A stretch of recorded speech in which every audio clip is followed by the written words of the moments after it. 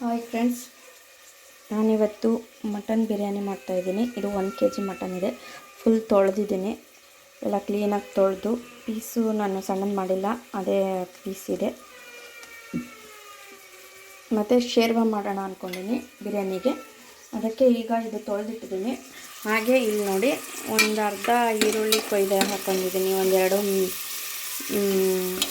ಕಸ್ತೂರಿ ಮೆಂತೆ ಎಲೆ, ಆಮೇಲೆ ಅರಿಶಿಣ, ಉಪ್ಪು, ಸ್ವಲ್ಪ ಎಣ್ಣೆ ಹಾಕಿದ್ದೀನಿ. ಇದು ಮಟನ್ನೆಲ್ಲ ಎಣ್ಣೆ ಬಿಡುತ್ತೆ ನೋಡಿ, ಈ ಥರ ಫುಲ್ಲು ಇದು ಆಗಬೇಕು. ಇದಕ್ಕೆ ಈಗ ನಾವು ಉಪ್ಪು ಅರಿಶಿಣ ಮೊದಲು ಹಾಕೊಂಡ್ಬಿಟ್ರೆ ಮಟನ್ನು ಉಕ್ಕುಡ ಮಾಡುವಾಗ ಅದು ಫುಲ್ಲು ಶೇರ್ವಾಗಿ ಬಿಡಬೇಕಲ್ಲ ಇದ್ರದ್ದು ಮಟನಿಂದು. ಆ ಕಾರಣಕ್ಕೆ ಫುಲ್ಲು ನಾನು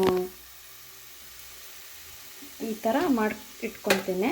ಈ ಥರ ಮಾಡಿದರೆ ಮಟನ್ ಒಳಗೆಲ್ಲ ಉಪ್ಪು, ಅದು ಕಸ್ತೂರಿ ಮೆಂತಿದು ಘಮ ಎಲ್ಲ ಹೋಗುತ್ತೆ. ಆ ಕಾರಣಕ್ಕೆ ಈ ಥರ ಮಾಡಿಟ್ಕೋಬೇಕು. ಈ ಥರ ಮಾಡಿ ಈಗ ಇದಕ್ಕೆ ಮಟನ್ ಹಾಕಿಬಿಡ್ಬೇಕು. ಇದು ಚೆನ್ನಾಗಿ ಮಟನ್ನು ಬೇಯಬೇಕು. ನಾವು ಜಾಸ್ತಿ ನೀರು ಈಗ ಒಂದು ಸ್ವಲ್ಪ ತನ ಇದು ಮಟನೆಲ್ಲ ಎಣ್ಣೆ ಬಿಡೋವರೆಗೂ ಈಗ ಅಷ್ಟೇ ಬೇಯಿಸ್ಬೇಕು.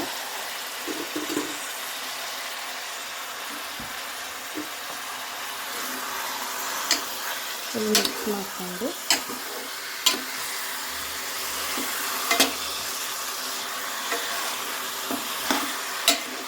ನಾನು ಮಟನ್ನಿಗೆ ಯಾವ್ಯಾವುದು ಬಿರಿಯಾನಿಗೆ ಯಾವ್ಯಾವ ಐಟಮ್ ಹಾಕ್ತೀನಿ, ಸಿಂಪಲ್ಲಾಗಿ ವೆರಿ ಟೇಸ್ಟಿಯಾಗಿ ಬಿರಿಯಾನಿ ಮಾಡೋದು ಹೇಗೆ ಅಂತ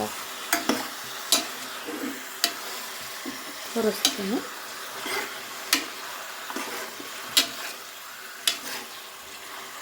ಮಿಕ್ಸ್ ಹಾಕಬೇಕಿದೆ ಎಲ್ಲ ಎಣ್ಣೆ ಎಲ್ಲ ಹಾಕ್ಕೊಂಡು. ಎಣ್ಣೆ ಜಾಸ್ತಿ ಬಳಸ್ಬಾರ್ದು, ಯಾಕಂದರೆ ಇದರಲ್ಲೇ ಕೊಬ್ಬಿನಾಂಶ ಜಾಸ್ತಿ ಇರುತ್ತೆ. ಆ ಕಾರಣಕ್ಕೆ ಇದನ್ನು ಸ್ವಲ್ಪ ಲಿಡ್ ಮುಚ್ಚಿ ಇದು ಎಣ್ಣೆ ಎಲ್ಲ ಬಿಡೋವರೆಗೂ ಹಂಗೆ ಮುಚ್ಚೋದು ಬೇಡ, ಸುಮ್ಮನೆ ಹಿಂಗಿಡೋಣ. ಈಗ ನಾನು ಇದಕ್ಕೆ ಮಸಾಲೆ ಏನೇನು ತೊಗೊಂಡಿದ್ದೀನಿ ಹೇಳ್ತೇನೆ ನೋಡಿ.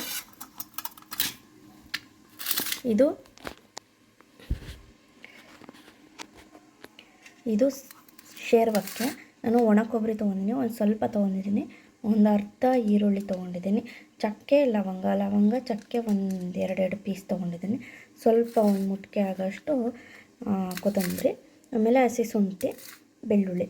ಹಸಿ ಶುಂಠಿಗಿನ್ನ ಬೆಳ್ಳುಳ್ಳಿ ಸ್ವಲ್ಪ ಜಾಸ್ತಿ ಇರಬೇಕು, ಇಲ್ಲ ಅಂದರೆ ಅದು ಕಾಂಬಿನೇಷನ್ ಚೆನ್ನಾಗಾಗಲ್ಲ ಅಂತ.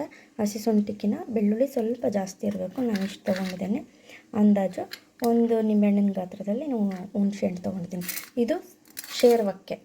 ನಾನೀಗ ಬಿರಿಯಾನಿಗೆ ಏನೇನು ತೊಗೊತಿದ್ದೀನಿ ಅಂದರೆ ಸ್ವಲ್ಪ ಕೊತ್ತಂಬರಿ, ಬೆಳ್ಳುಳ್ಳಿ, ಚಕ್ಕೆ ಲವಂಗ, ಹಸಿ ಶುಂಠಿ, ಒಂದೆರಡು 3 ಪೀಸ್ ಈರುಳ್ಳಿ. ಇದನ್ನು ರುಬ್ಕೋಬೇಕು. ಇದನ್ನು ರುಬ್ಬಿಟ್ಕೊಂಡು ಮತ್ತೆ ಏನೇನು ಬೇಕಾಗುತ್ತೆ ಒಗ್ಗರಣೆಗೆ ಅಂತಂದರೆ ಅನ್ನಕ್ಕೆ ಇದು 3 ಈರುಳ್ಳಿ ತೊಗೊಂಡಿದ್ದೀನಿ ನಾನು ದೊಡ್ಡದು. ಆಮೇಲೆ ಒಂದೆರಡು ಹಸಿಮೆಣ್ಸಿನ್ಕಾಯಿ ತೊಗೊಂಡಿದ್ದೀನಿ.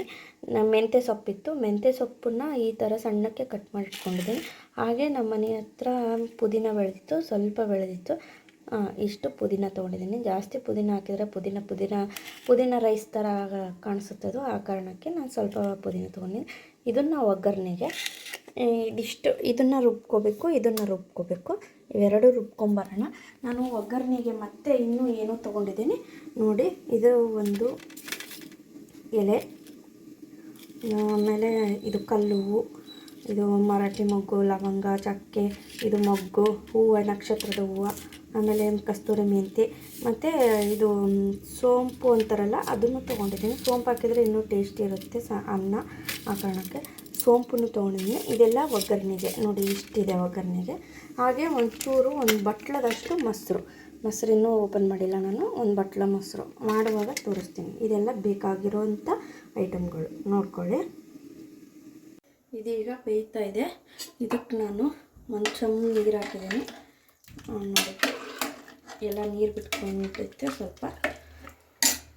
ನಾನು ಇನ್ನೊಂದು ಸ್ವಲ್ಪ ನೀರು ಹಾಕ್ತಾಯಿದ್ದೀನಿ, ಯಾಕಂದರೆ ನಮಗೆ ಅನ್ನಕ್ಕೂ ಮತ್ತು ಸಾಂಬಾರಿಗೂ ಶೇರ್ವ ಬೇಕಾಗುತ್ತೆ. ಆ ಕಾರಣಕ್ಕೆ ನಾನು ಇನ್ನೊಂದು ಚೊಂಬು ಇದನ್ನು ಚೆನ್ನಾಗಿ 2-3 ವೀಸಲ್ಲಿ ಒಂದು 6 ಆದರೂ ವಿಸಲ್ ಓಡಿಸ್ಕೋಬೇಕು.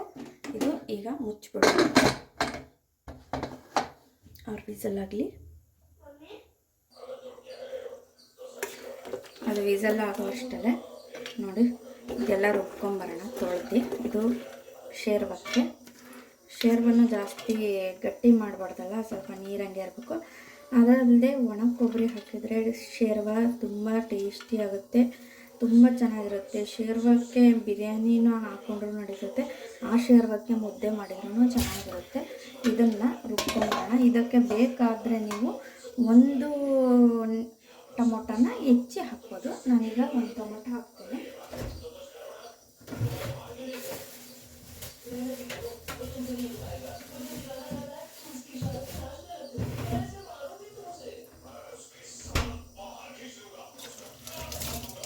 ಇದು ಈ 1 ಟೊಮೊಟೊ ಹಾಕ್ತೀನಿ.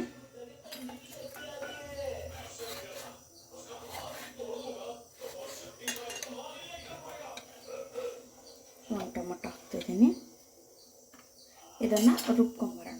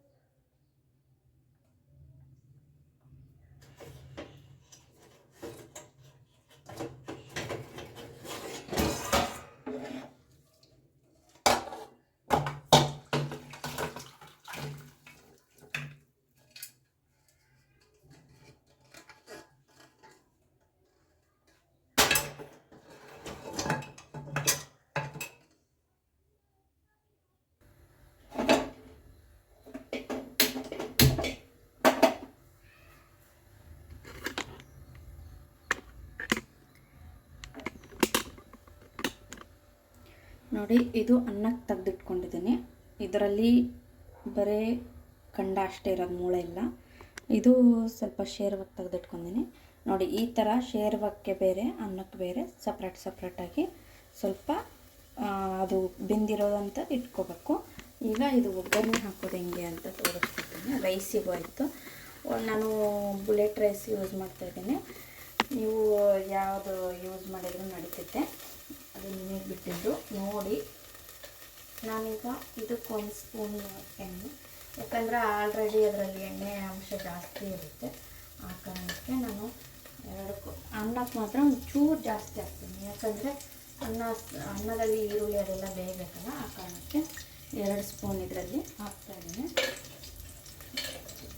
ಇದು ಸಾಂಬಾರಿಗೆ ಈರುಳ್ಳಿ ಹಾಕ್ತಾಯಿದ್ದೀನಿ.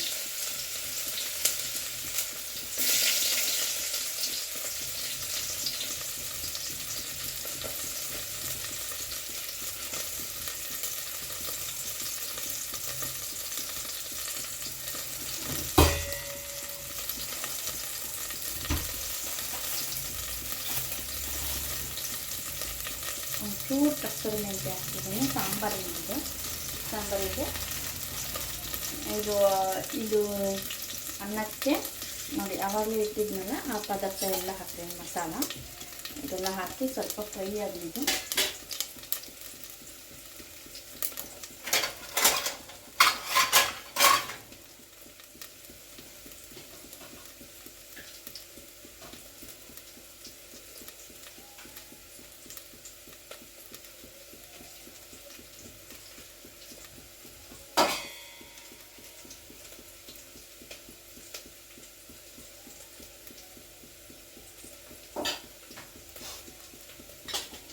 ಈರುಳ್ಳಿ ಬೇಯ್ತಾ ಐತೆ. ಮಸಾಲ ಹಾಕ್ಕೊಳ್ತಾ ಇದ್ದೀನಿ. ಶೇರ್ವದ್ದಿದ್ದು ಮಸಾಲೆ ಹಾಕ್ಕೊಳ್ತಾ ಇದ್ದೀನಿ. ಹಾಕ್ಕೊಂಡೆ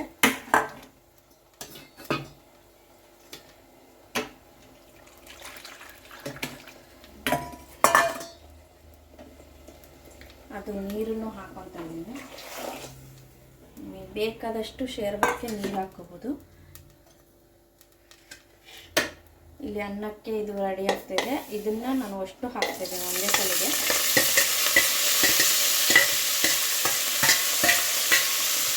ಎಲ್ಲ ತೊಳೆದಿಟ್ಕೊಂಡಿದ್ದು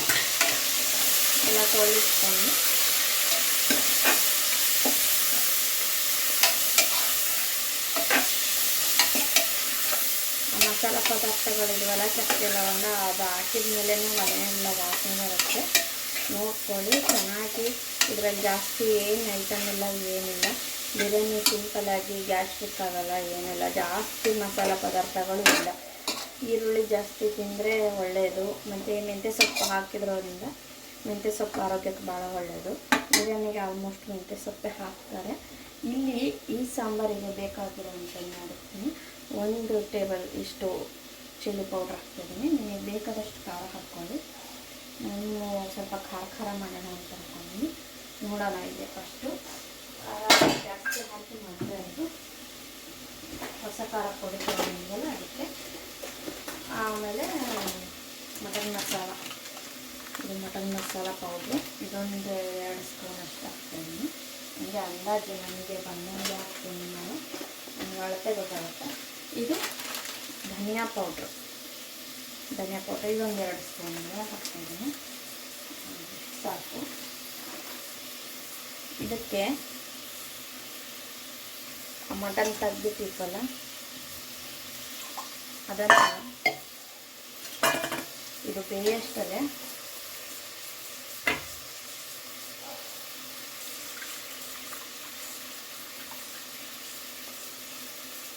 ಇದು ಮಟನ್ ತೆಗ್ದಿಟ್ಟಿದ್ದೆ ಹಾಕ್ಕೊಳ್ತೀನಿ.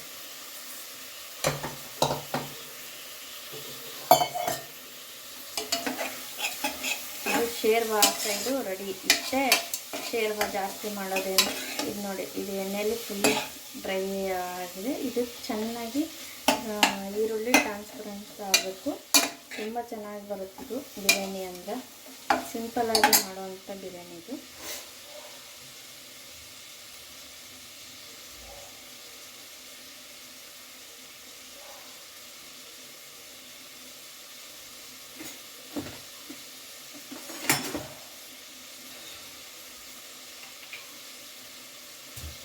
ನಾನು ಎರಡೂ ತೋರಿಸ್ತಾ ಇದ್ದೀನಿ. ನಿಮಗೆ ಯಾವ ಥರ ಬೇಕು ಆ ಥರ ಮಾಡ್ಕೋಬೋದು. ಇದು ಮಸಾಲ ಸಾಂಬಾರು ಸೂಪರಾಗಿ ಕಾಣಿಸುತ್ತೆ, ಕಲರ್ ಎಲ್ಲ. ಇಷ್ಟು ಶೇರ್ವ ಅಂದರೆ ಇಷ್ಟು ಸಾಕಾಗುತ್ತೆ. ಇನ್ನೂ ಕುದಿಬೇಕಲ್ಲ, ಸ್ವಲ್ಪ ನೀರು ಹಾಕ್ಕೊಂಡು ಮಾಡ್ಕೊಂಬಿಟ್ರೆ ಆಯಿತು. ಹಳ್ಳಿ ಸ್ಟೈಲ್ ಇದೇ ಥರ ಮಾಡ್ತಾರೆ ಶೇರ್ವ. ವಾಸನೆ ಘಮ ಘಮ ಅಂತ ಬರುತ್ತಿದ್ದು. ಈಗ ಇದು ಆಗ್ತಾಯಿದೆ. ಇದಕ್ಕೆ ನಾವು ರುಬ್ಬಿಟ್ಕೊಂಡಿರೋಂಥ ಹಸಿಶುಂಠಿ ಬೆಳ್ಳುಳ್ಳಿ ಪೇಸ್ಟು, ಕೊತ್ತಂಬರಿ, ಚಕ್ಕೆ ಹಾಕ್ತಾಯಿದ್ದೀನಿ. ಬೇಗನೆ ಆಗುತ್ತೆ. ಒಂದು ಅರ್ಧ ಗಂಟೆನೂ ಆಗಲ್ಲ. 2 ಅನ್ನ ಸಾಂಬಾರು 2 ಆಗುತ್ತೆ. ಏನು ಇದು ಹೆಚ್ಕೊಳೋದು ಅದೆಲ್ಲ ಇರುತ್ತಷ್ಟೆ.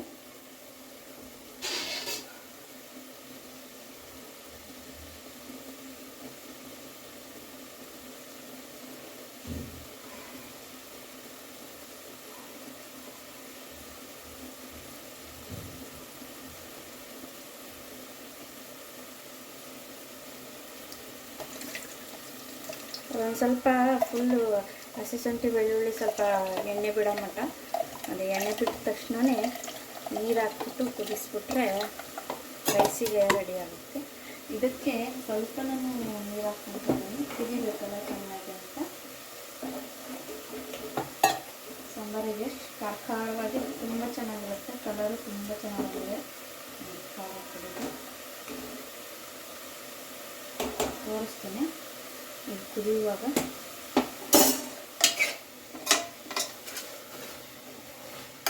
ಈಗ ಇದಕ್ಕೆ ನಾವು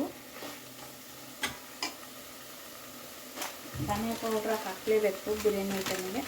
ಸ್ವಲ್ಪ ಧನಿಯಾ ಪೌಡ್ರ್ ಹಾಕ್ತಾಯಿದ್ದೀನಿ.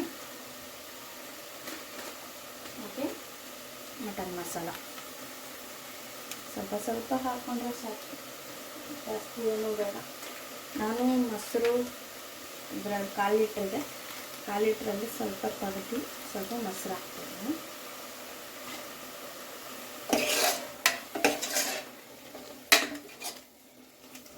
ಇದರಲ್ಲಿ ಮೆಣಸಿನ್ಕಾಯಿ ಹಾಕಿದ್ವಲ್ಲ ನಾವು, ಮೆಣಸಿನ್ಕಾಯಿ ಹಾಕಿದ್ರಿಂದ ಖಾರ ಏನು ಪರವಾಗಿಲ್ಲ, ಕರೆಕ್ಟಾಗುತ್ತೆ. ಅನ್ನ ಸಾಂಬಾರು ಖಾರ ಖಾರ ಇದ್ದರೆ ಅನ್ನಕ್ಕೂ ಚೆನ್ನಾಗಿರುತ್ತೆ. ಈ ಥರ ಇರಬೇಕು, ಕಾಣಿಸ್ತಿದೆಯಾ? ಇದಕ್ಕೆ ಒಂಚೂರು ಅರಿಶಿನ ಹಾಕ್ಕೊಂಡ್ರೆ ಇನ್ನೂ ಕಲರ್ ಬರುತ್ತೆ, ಚೆನ್ನಾಗಿರುತ್ತೆ. ಅರಿಶಿನ ಹಾಕ್ತೀನಿ, ಸ್ವಲ್ಪ ಅರಿಶಿನ. ಆಮೇಲೆ ನಾನು ಇದು ಶೇರ್ವ ಇತ್ತಲ್ಲ ಅದನ್ನು ಹಾಕ್ತಾಯಿದ್ದೀನಿ. ಶೇರ್ವ ಯಾಕೆ ಜಾಸ್ತಿ ತೆಗಿಬೇಕು ಅಂದರೆ ಇದಕ್ಕೆ ಬಿರಿಯಾನಿನ ಈ ಥರ ಶೇರ್ವದಲ್ಲೇ ಮಾಡಿದರೆ ತುಂಬ ಚೆನ್ನಾಗಿ, ಅಂದರೆ ತುಂಬ ಚೆನ್ನಾಗಿ ಬರುತ್ತೆ. ನೀವು ಮಾಡ್ಕೊಳ್ಳಿ ಮನೆಯಲ್ಲಿ, ನೋಡಿ ನೀವು ಯಾವ ಥರ ಮಾಡ್ತೀರಾ ಅಂತ ನನಗೆ ತಿಳಿಸಿ, ಮೆಸೇಜ್ ಹಾಕಿ. ನನ್ನ ವಾಯ್ಸ್ ಕೇಳಿಸ್ತಾ ಇದೆ ಅಂತ ಅಂದ್ಕೊಂಡಿದ್ದೀನಿ. ನಾನು ಮೆಲ್ಲಕ್ಕೆ ಮಾತಾಡೋದು, ಜಾಸ್ತಿ ಜೋರಾಗಿ ಬೇಡ ಅಂತ.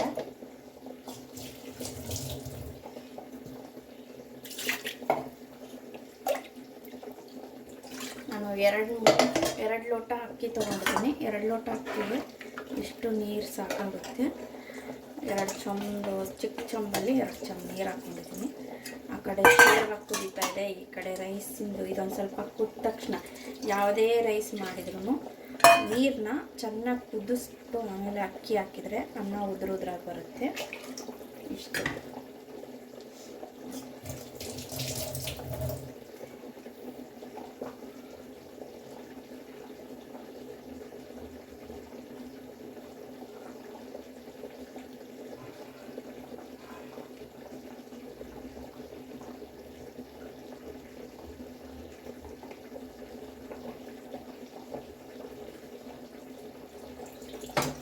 ಬಿರಿಯಾನಿದು ವಾಸನೆ ಮನೆ ಹೊರಗಡೆ ಎಲ್ಲ ಬರುತ್ತೆ ನೋಡಿ. ಈಗ ಇದು ಒಂದು ಕುದ್ಮೇಲೆ ನಾವು ಮಟನ್ನು ಮತ್ತು ಇದು ಹಾಕೋಣ. ಇದಕ್ಕೆ ಆಲ್ರೆಡಿ ನಾನು ಶೇರ್ವಕ್ಕೆ ಮಟನ್ ಕುದಿಯುವಾಗ ಉಪ್ಪೆಲ್ಲ ಹಾಕಿದ್ನಲ್ಲ, ಉಪ್ಪು ನೋಡಿ ಹಾಕ್ಕೊಳ್ಳಿ.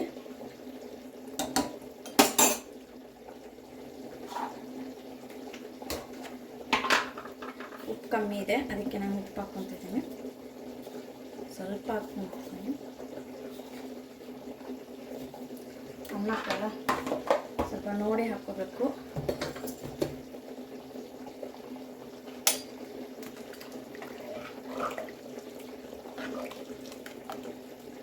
ಈ ಕಡೆ ಸಾಂಬಾರು ಕುದೀತಾ ಇದೆ.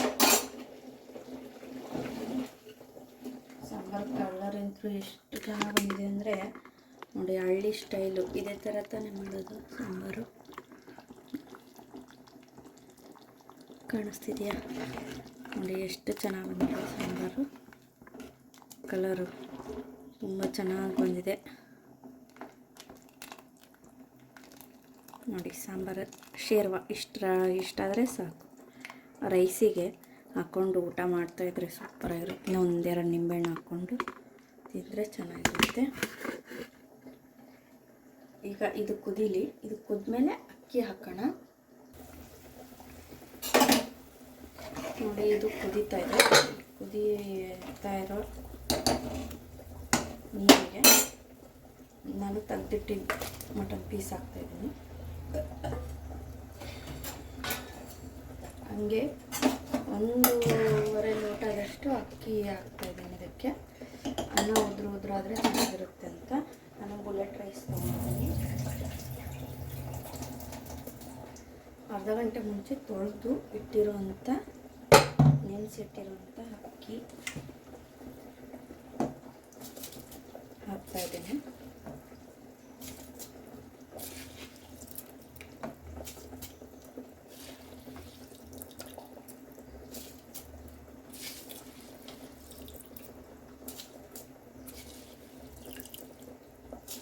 ಒಂದೇ ವಿಸಲಿಗೆ ಆಗ್ಬಿಡುತ್ತೆ ಅನ್ನ. 1-2 ವಿಸಲ್ ಹಾಕ್ಬಿಟ್ರೆ ಅನ್ನ ಎಲ್ಲ ರೆಡಿ ಆಗಿ ಎಷ್ಟು ಉದುರಾಗಿ ಬರುತ್ತೆ ಅನ್ನ ನೋಡ್ತಾ ಇರ್ಬೋದು ನೀವು. ಭಾಳ ಚೆನ್ನಾಗಿ ಬರುತ್ತೆ ನೋಡಿ.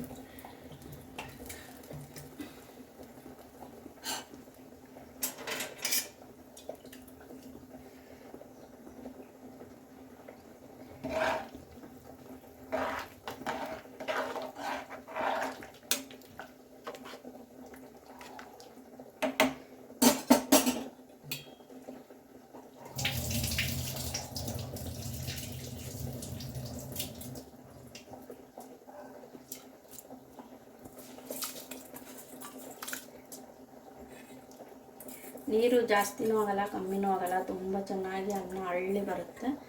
ಕರೆಕ್ಟಾಗಿ ಎಲ್ಲ ಕಡೆನೂ ಅಂಟ್ಕೊಳುತ್ತೆ. ಇಷ್ಟಾಗಿದೆ ಅನ್ನ. ಒಂದು ವಿಸಲಿಗೆ ಫುಲ್ ಮಟನ್ ಎಲ್ಲ ಬೆಂದೋಗಿರುತ್ತೆ ಆಲ್ರೆಡಿ. ಈಗ ಇನ್ನೊಂದು ಸ್ವಲ್ಪ ಬೆಂದ್ಬಿಟ್ರೆ ಸಾಂಬಾರು ರೆಡಿ. ಈಗ ಇದಕ್ಕೆ ಬೇಕಾದರೆ ನಾನು ಅನ್ನೋದನ್ನ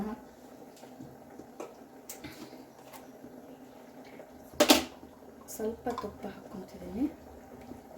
ಸ್ವಲ್ಪ ಹಾಕ್ಕೊಂಡಿದ್ದೀನಿ, ಬೇಕಾದರೆ ಹಾಕ್ಕೊಳ್ಳಿ, ಇಲ್ಲ ಅಂದರೆ ಬೇಡ.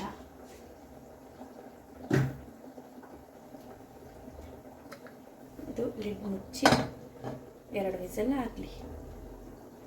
ಸಾಂಬಾರಾಯಿತು ನೋಡಿ, ಎಷ್ಟು ಚೆನ್ನಾಗಿ ಬಂದಿದೆ. ಸಾಂಬಾರು ಕಲರ್ ನೋಡಿ ಎಷ್ಟು ಚೆನ್ನಾಗಿ ಬಂದಿದೆ. ಸಾಂಬಾರು ಆಯಿತು. ಶೇರ್ವಾ ರೆಡಿ. ಪೀಸ್ ಎಲ್ಲ ಬೆಂದೋಗಿದ್ದಾವೆ. ಎಷ್ಟು ಚೆನ್ನಾಗಿ ಕಾಣಿಸುತ್ತೆ ನೋಡಿ. ಸಾಂಬಾರು ಆಯಿತು. ಅನ್ನ ಒಂದು ವಿಸಲಾದರೆ ಆಯಿತು. ಇಷ್ಟೇ ನೋಡಿ ಸಾಂಬಾರು ಮಾಡೋದು.